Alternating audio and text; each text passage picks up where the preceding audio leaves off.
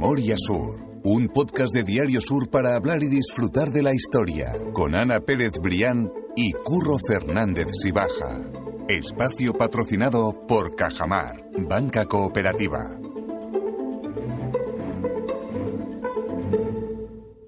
Hola Ana, ¿qué tal? Hola Curro, buenos días. Voy a empezar el episodio de hoy hablando de un mensaje que me ha llegado de una seguidora que se llama Carmen. Y es que me preguntaba sobre gastronomía. Digo, es mi tema. Claro, esto tenía que ser... Gastronomía e historia, bueno, exactamente, perfecto, me hago perfecto fuerte. para ti. Exactamente. Decía que en un capítulo hablamos de cuáles eran esos restaurantes que tenían como una catalogación menor a la estrella Michelin, pero que igualmente eran interesantes a nivel gastronómico, y eran los soletes de Repsol. Lo digo porque si quien quiera buscarlo, simplemente ponerlo en Google y le va a salir ya la página web. Pero era una consulta que no tenía nada que ver con nuestros podcasts. Dice que lo hablamos en un capítulo, y yo no recuerdo eso.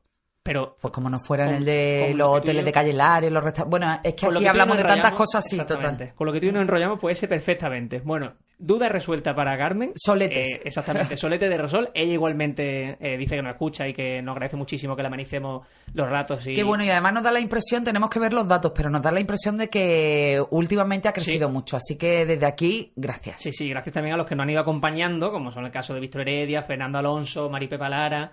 Y hoy también, por supuesto... Hoy repetimos, hoy tenemos un invitado repetido porque sabemos que gusta mucho y además tiene una historia chulísima que contarnos. Totalmente, además alguien que cada vez que viene, lo estamos hablando antes de empezar también, sube la escucha. Arrastra. Las historias que nos trae siempre son interesantes. Y él es Jesús Hinojosa. ¿Qué tal, Jesús? ¿Qué tal? Compañero, bienvenido. Estamos dispuestos a... Que no te creas tú que hay que pedir cita aquí con este señor, ¿eh? Sí. Por Dios. Le tengo que decir, a ver, Jesús, ¿cuándo puedes venir a nuestro podcast? Nada. No, pero he de decir también que siempre le encanta venir. Sí, son facilidades. La verdad que sí, se pasa bien. Que, por cierto, tenemos que darle la enhorabuena. Eso, lo tenía aquí apuntado yo también, porque recientísimo, vamos, estamos grabando esto un martes, eso fue este fin de semana pasado, si me equivoco, ¿no?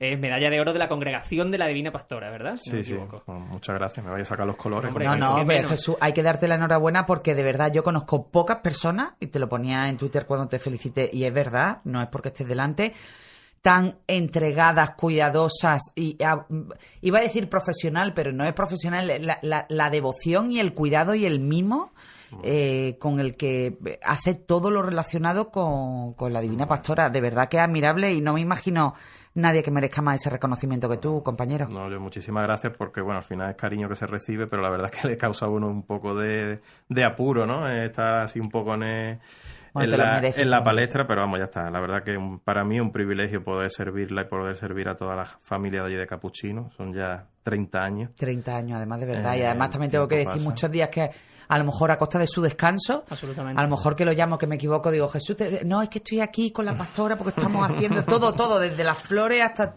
todo. Bueno, absolutamente todo. Una persona entregada que se lo merece de verdad. Pues además, Jesús, tú también viste a la imagen, ¿verdad? Sí. O sea, que eso es doble emocionante, imagino. Sí, prácticamente sí, con 16 años, vamos, por eso llevo 30, vaya, porque, bueno, la persona, en este caso Rafael Gómez Marín, que la vestía en aquellos años de principios de los 90, bueno, pues por tema de diabetes perdió la vista y, bueno, prácticamente me tuve yo que un poco auxiliarlo y reemplazarlo un poco precipitadamente, pero bueno, ahí seguimos y la verdad que muy agradecido, muy agradecido por todas las muestras de cariño. Qué bueno, te lo mereces.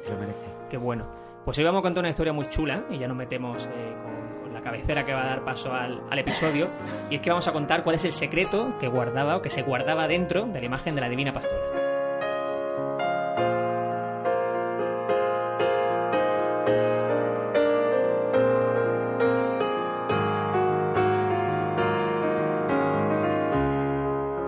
La historia que vamos a contar en el podcast quedó prometida en el primer episodio que grabamos contigo, ¿no, Jesús? El de la Catedral de Málaga. Tú decías que tenía una historia de la Divina Pastora. Sí. Y claro, yo creo que era el momento perfecto hacerlo esta semana porque este fin de semana sale en procesión, si no me equivoco. Efectivamente, este sábado día 13, si Dios quiere, pues a las 6:30 de la tarde saldrá la procesión de alabanza, que si nos gusta denominarla, desde la parroquia de allí de la Divina Pastora y Santa Teresa de Jesús, en la plaza de Capuchino, y recorrerá el recorrido habitual de todos los años por la zona de Segalerba, Capuchinos, El Molinillo, un poco todo ese entorno.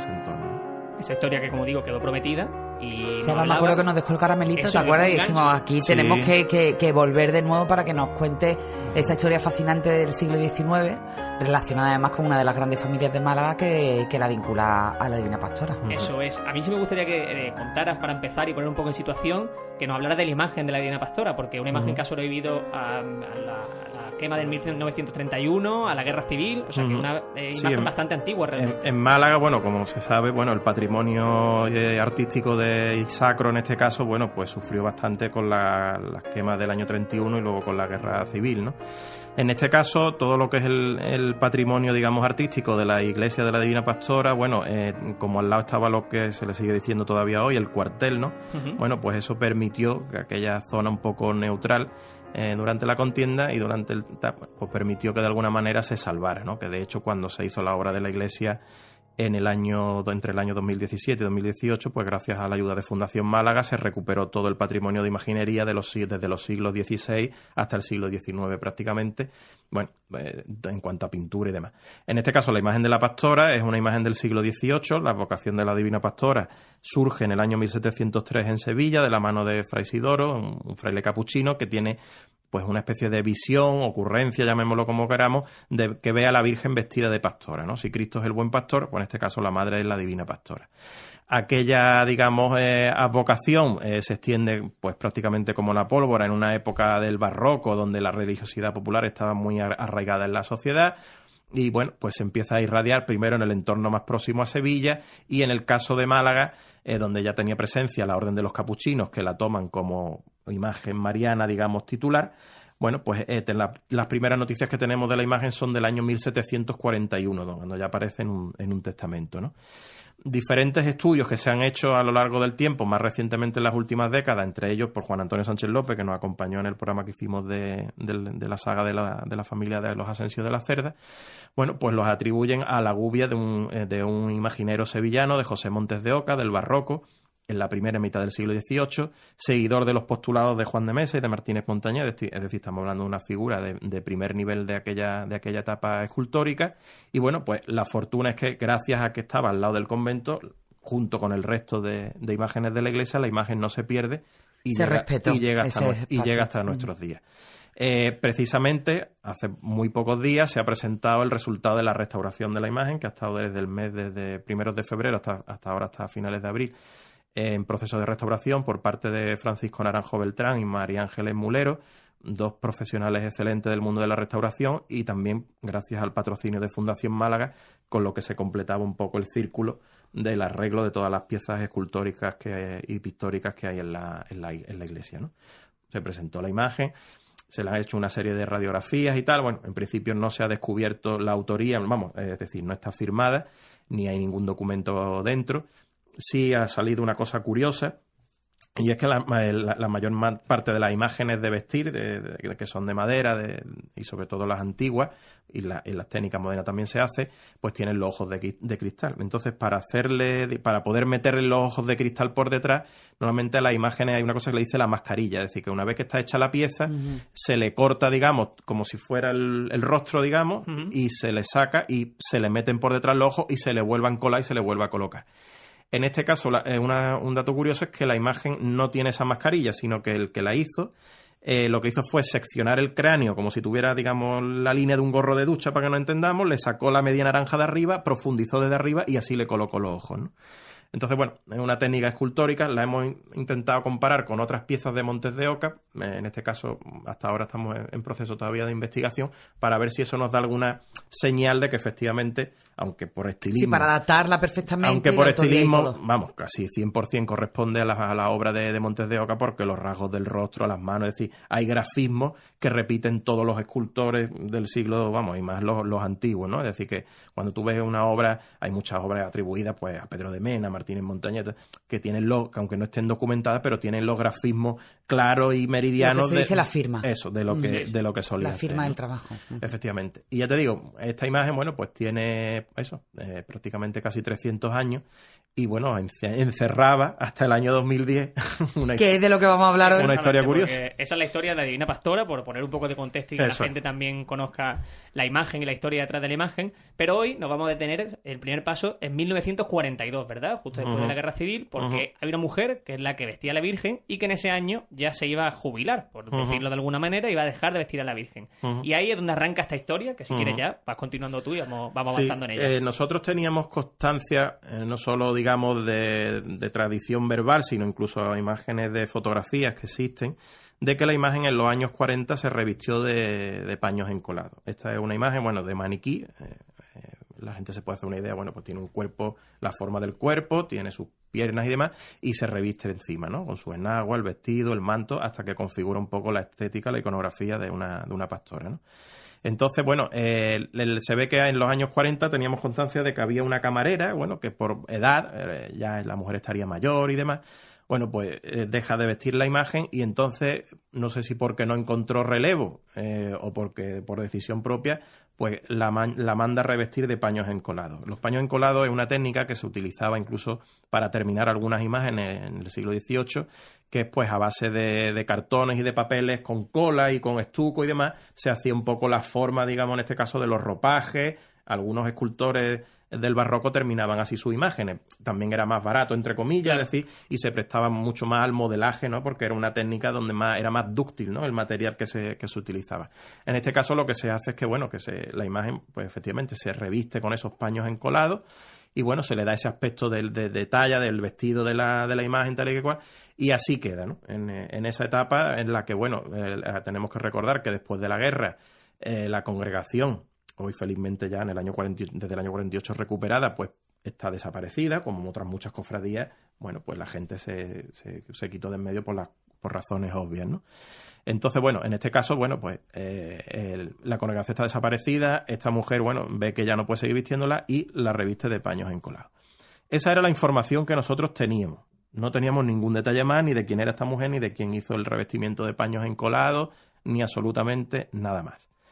Y de ahí ya vamos al año 2010, ¿no? Eso es, se ha dado un salto en el tiempo, porque en el año 2010, entiendo que en un momento de restauración o de algún tipo de... No, fue más sencillo que todo eso.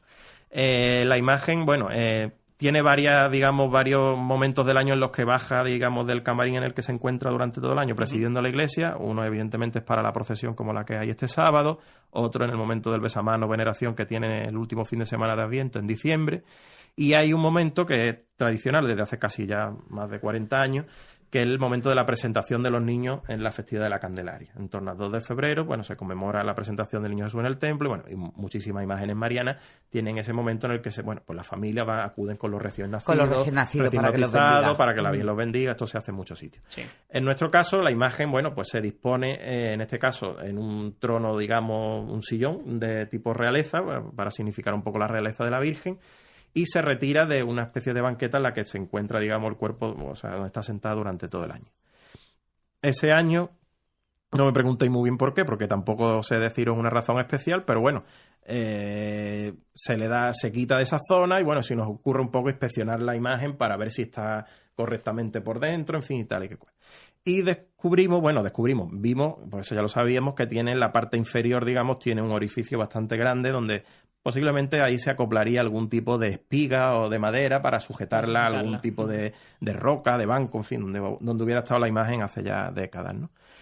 Y me da por mirar dentro del orificio, ¿no? Es así como buen periodista. Es así de simple, vaya.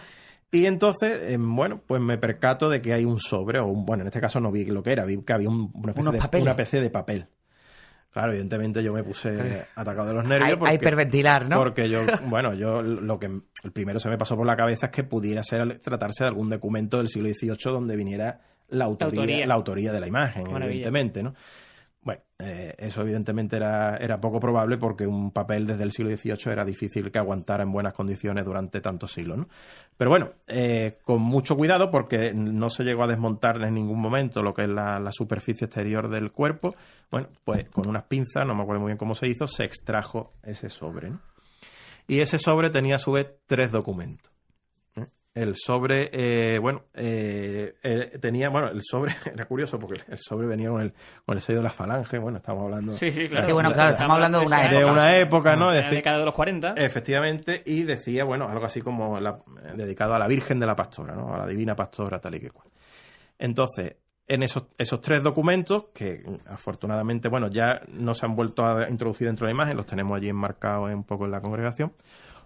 Uno de ellos era el que respondía, bueno, los 3 responden efectivamente al tema de la historia de los paños encolados. Es decir, ese papel de documentos se le tuvieron que introducir a la imagen, pues posiblemente en los primeros días de junio del año 1942. Uh-huh. Hay un primer documento, que es el más relevante de todos, que está firmado el 29 de mayo del año 42, y lo firma, y aquí ya ponemos nombre a esa camarera que nos habían contado que ordenó revestir la imagen de España Incolado, es Ana María Grun, ¿vale? Ana María Grun Rodríguez.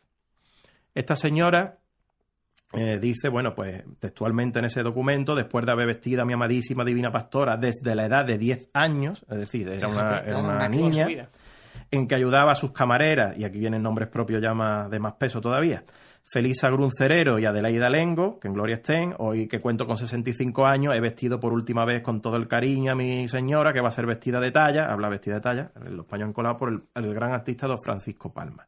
Ponemos ahí otro nombre, es decir, ya sabemos quién hizo el tema de los... Paco Palma fue el que hizo Paco Palma Burgos fue el que le hizo los paños encolados.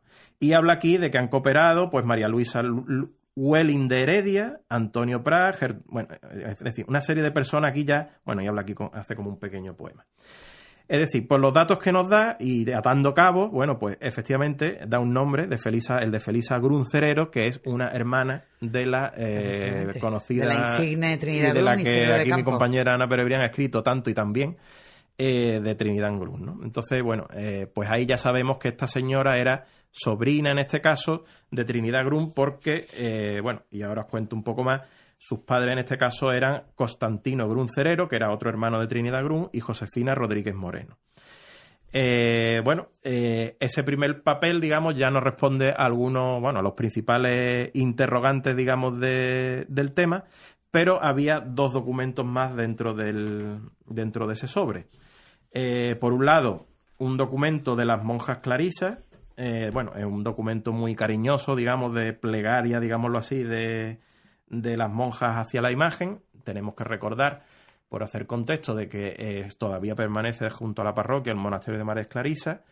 Cuando los capuchinos se marchan del barrio de Capuchino, al que dan nombre en el año 1835, a raíz de la desamortización de Mendizábal, la zona del convento y de la iglesia queda un poco pues en desuso, evidentemente, e incluso peligra en algún momento dado su estabilidad a nivel arquitectónico. En fin, son años muy difíciles y queda incluso algún fraile exclaustrado que se queda por allí un poco al culto de la pastora, o al cuidado, mejor dicho, de la pastora. Y a finales del 19, el obispo Beato Marcelo Espínola, en su etapa de obispo de Málaga, pues cede a las clarisas el monasterio. Pero Marcelo Espínola, que era obispo de Málaga, ¿cuándo se inaugura Calle Lario? Fue el encargado de cortar la cinta. También ha sonado su nombre aquí en el podcast. Sí, fundador del Colegio de las Esclavas. Efectivamente, pues este hombre fue el que le cede a las clarisas, porque las clarisas tenían antes el convento en el entorno de la catedral, por la zona, digamos, de Molina Lario, por esa zona, por la zona del Patio de los Naranjos. Y desde ahí, bueno, pues ellas se trasladan a finales del 19, donde hoy todavía existen. Que este hombre, además, luego, del que conservamos una reliquia, aparte de fundar las esclavas, como hemos mencionado, bueno, pues fue luego arzobispo de Sevilla, y además tuvo una gran relación también con el tema de la Divina Pastora, era muy devoto también y predicó en la Divina Pastora de Cantillana, es decir, que todo un poco se hila, ¿no? Y bueno, estas monjas pues le hacen también le dejan su escritito, digamos, las monjas para la posteridad. De aquella época para la posteridad. Hay una cosa aquí graciosísima, que una de las cosas que ponen dice: tráenos una organista y jóvenes de buen espíritu. Es decir, yo creo que en aquel momento... Ya de paso le piden a la Virgen, ya de paso, dice, que dice, esta carta ya que va a estar cerquita de la Virgen, para ver si nos hace caso. No hace falta una monja que toque el órgano, ¿no? Bueno, pues ya está, bueno. Pues se lo ponen también.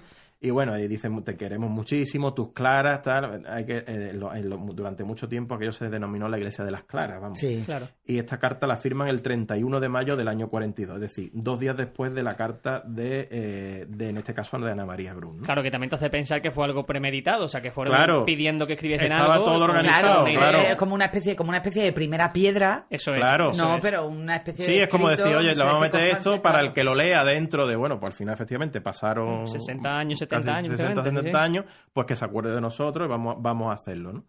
Entonces, bueno... y que cuando existan los podcasts no hagan un podcast, ¿no? Efectivamente. Bueno, vamos a revelar más secretos. Cuando se arregló la iglesia en este caso la iglesia de la Pastora, con ayuda del Ayuntamiento de Málaga, en el año 2018, bueno, pues se metió en una cápsula del tiempo.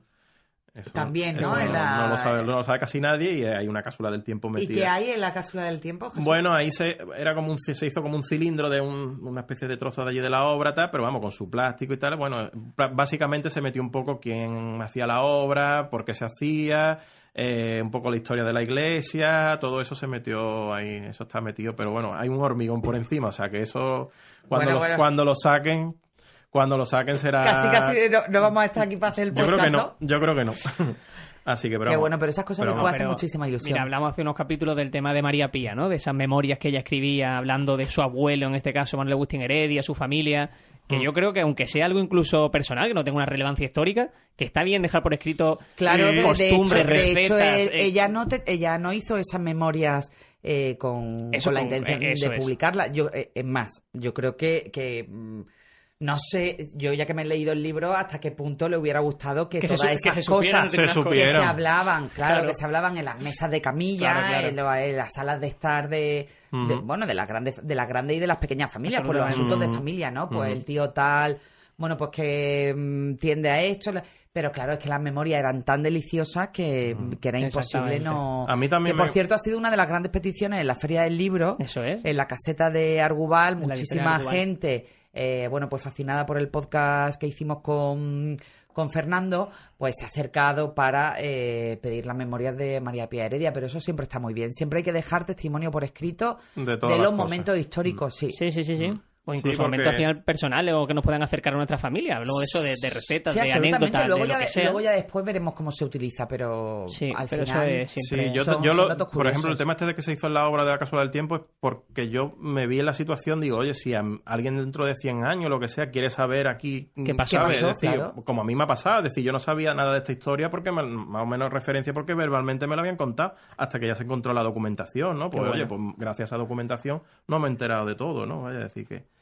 No, y también pensar un poco qué es lo que queda por descubrir. O sea, tú estás pensando en el futuro, pero qué es lo que queda que no sabemos del pasado y que también han dejado constancia, ¿no? Igual que estaba eso escondido en la imagen. Y ya te digo, y había un tercer escrito, en este caso lo firmaban tanto Paco Palma Burgos como Mario, como su hermano Mario. Este ya es del 1 de junio del día siguiente, del año 42, que dice, que en este caso, es emotivo especialmente porque dicen, quiero una vez más perpetuar la memoria de mi querido padre, que en paz descanse. Todos sabemos que había fallecido Paco Palma García, lo tenían todavía muy presente en su memoria.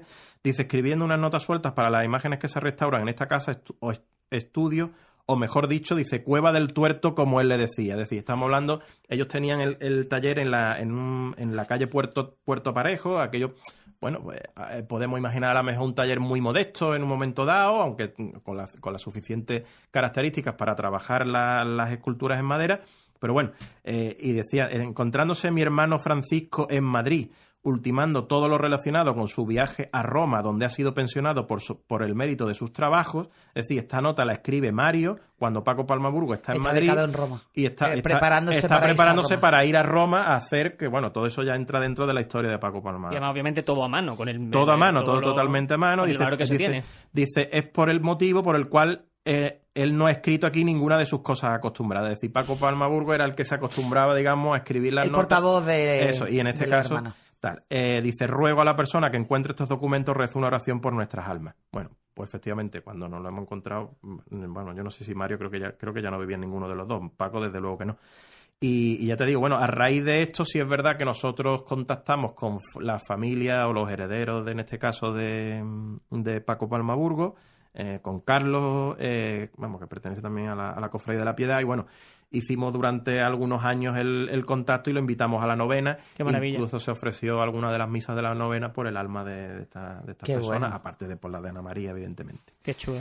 Y ahondando un poco más, si queréis, en la figura de Ana María, pues a raíz también un poco de la colaboración y de la amistad que me une con Alfonso Vázquez, con nuestro compañero de La Opinión, pues pude contactar con el que todavía estaba vivo, ya falleció hace algunos años, uno de los sobrinos nietos de Ana María Grun, que se trata de Manuel Grun. Y este era un poco el último vástago, digamos, que quedaba de los herederos de Trinidad Grun. De toda aquella saga, digamos, de la que tanto se ha escrito, ¿no?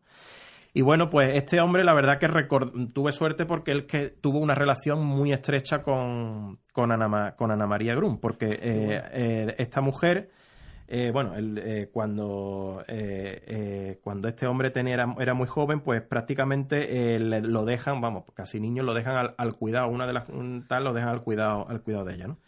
Y él relata, bueno, pues que Ana María Grun nació en el año 1877 y que falleció en 1956, es decir, que casi unos 10 años después de que sucediera lo de los paños encolados, con 79 años de edad la mujer fallece. Y este hombre nos cuenta que esta mujer era hermana de un abuelo suyo y que por lo tanto era su tía abuela y que convivió con ella entre el año 41 y el año 56, es decir, cuando sucede esto de los paños encolados. Sucede toda esa historia. Él tenía 15 años cuando falleció, ella se educó en el Colegio de las Esclavas, ahí hay también una relación con las monjas estas de Beato Marcelo Espínola, y vivió de joven en Hoyo de Espartero. Claro, es que ahí estaba la casa familiar. Efectivamente. Ahí estaba la casa familiar que Trinidad Grun hereda de su familia. Ah, vale. Pues entonces viene por ahí. Y aquí viene un dato curioso. Esta mujer, bueno, que nos la describe, vamos, con muchísimo detalle, pues era bajita, delgada, con el pelo blanco recogido en un pequeño coco, vestida casi como de hábito, de negro, con falda recta hasta los pies, una chaqueta ceñida en la cintura y con cuello de tirilla cerrado siempre. Es decir, Qué bueno. Que te la puedes imaginar. el hombre, claro, la vivió sí. hasta los 15 años, bueno, pues pero tenía una imagen, vamos, Viva, totalmente. Viva de esta señora, ¿no? Dice, calzaba zapatos abotinados de pequeño tacón, medias tupidas negras y un bolso del mismo tejido que su ropa, confeccionada a mano de cordones. Bueno, nos dice que era una mujer muy piadosa, muy beata, muy ligada a la iglesia, y nos da un par de datos que vienen a colación con el tema de la historia de la pastora. Uno es que pertenecía a la Orden Tercera de San Francisco. La Orden Tercera de San Francisco, que está repartida por varios sitios de España, en este caso de la cristiandad, es en la rama seglar de la Orden de los Franciscanos. Cuando aquí los capuchinos se marchan en el siglo XIX, y sobre todo también en principios del XX, es la Orden Tercera la que de alguna forma se hace cargo, o bueno, de que no se pierda el culto en la iglesia. De hecho, cuando se hizo la obra del año 2018, una de las cosas más curiosas que aparecieron fueron unas pinturas murales en una de las bóvedas, en la bóveda de una de las capillas, donde representan la visión del carro de fuego de San Francisco. Esto es una cosa muy singular porque, bueno, estamos acostumbrados a las pinturas murales de la Málaga del 18 en la fachada, simulando elementos arquitectónicos, pero en este caso era algo figurativo en la escena esa. Y en esa capilla, donde ahora se ha colocado la imagen de San Francisco, apareció una bóveda, una cripta. Es la única capilla de la iglesia donde hay bóveda. Estaba colmatada de escombros y se decidió dejarla así, ¿no? Pero bueno, eso nos hace ver que aquella era la capilla de la Orden Tercera de San Francisco. Esta orden de seglares, es decir, personas, digamos, religiosas, pero no harían sus votos, pero no son, digamos, consagradas a nivel religioso. Bueno, pues, digamos, fomentaron mucho el que se perpetuara el culto allí en la iglesia. Y ellos fueron los promotores en el año 21, y además este hombre se acuerda de que su tía abuela, en este caso, era una de las promotoras, de colocar el monumento a la Inmaculada Concepción en la Plaza de Capuchinos. Es decir, el monolito que hoy preside todavía la Plaza de Capuchinos, de mármol, presidido por una Inmaculada, se coloca en el año 21, y esta mujer pues fue una de la orden de la Orden Tercera. En concreto se inauguró el 4 de octubre de ese año, coincidiendo con el sexto centenario de la fundación de la orden. Y lo dice aquí, quedó inaugurado tras una misa que se ofició en la iglesia por el hoy ya santo, el obispo Manuel González. Es decir, incluso hay curiosidades de alguna forma de que este monumento, por lo visto, lo hicieron en Francia, lo trajeron por mar, y yo siempre lo escuchaba, y que por lo visto lo trajeron en un carro que costó, como pesaba mucho, pues es metálico, pues es fundición, pues costó mucho. Vaya, en Francia igual que la Fuente de las Tres Gracias, por ejemplo. Efectivamente, en aquella época se encargaban mucho allí. Se encargaban ahí. Totalmente. Bueno, pues ahora también tenemos la respuesta a por qué cada episodio con Jesús funciona tan bien. Porque sí, bueno, fantástico. Medalla de oro de la Congregación de la Divina Pastora reciente, ¿verdad? Pero es que estamos viendo que hay mucha historia. Una enciclopedia, también. Jesús. Bueno, ya sabes que aquí esto nunca es el último, ¿eh? No debe serlo. No. De verdad que da gusto, que mil gracias, Jesús. Nada, que lo pones siempre muy fácil. A vosotros. Oye, que vaya bien la procesión, como gracias. La gente empezará a escucharlo entre viernes por la noche y sábado por la mañana, que vaya bien la procesión dentro de un ratito. Invitarlos a que asistan a la salida procesional de este sábado. Tenemos la misa, digamos, de la función principal solemne el domingo a las 12:30. Y bueno, y la coronación canónica, también hay que decirlo. Que, bueno, dilo, Jesús, que tú lo puedes decir. Que la imagen, bueno, pues gracias a Dios, bueno, después de un proceso, bueno, pues ya se ha anunciado públicamente que ya tenemos la aprobación del decreto de la coronación canónica, que se concede a pocas imágenes y sobre todo a aquellas que tienen una historia devocional a sus espaldas dilatada, como es este caso. Y bueno, si Dios quiere, pues el 5 de octubre del año que viene, en la catedral. Qué bueno. Qué bien, qué maravilla. Pues haremos otro podcast. Eso digo, apuntado en el calendario ya, ¿no? Podcast ya para Total, 2024. Total. Así que... Oye, enhorabuena, Jesús, de verdad. Muchas Y gracias. mil gracias Gracias a por vosotros. dejarte siempre secuestrar. A vosotros. Que es un placer tenerte en Memoria Sur. A vosotros. Gracias de corazón. Y ahora nosotros poco más podemos decir después de este ratito tan bueno como he hecho de podcast. Además, de verdad, qué maravilla. Totalmente. Que nos escuchamos Y la además semana con que una de viene. nuestras familias favoritas. Además de verdad que ha sido la casualidad y cerrar también círculos que siempre hablamos de esos círculos de la historia de Málaga, pues este es un ejemplo más. Así que nada, Ana, que mil gracias y nos escuchamos la semana que viene. Gracias a ti siempre, Curro. Memoria Sur es un podcast de Diario Sur. Escucha un nuevo episodio cada semana en iVoox, Spotify, Apple Podcasts y consulta las referencias de este episodio en diariosur.es.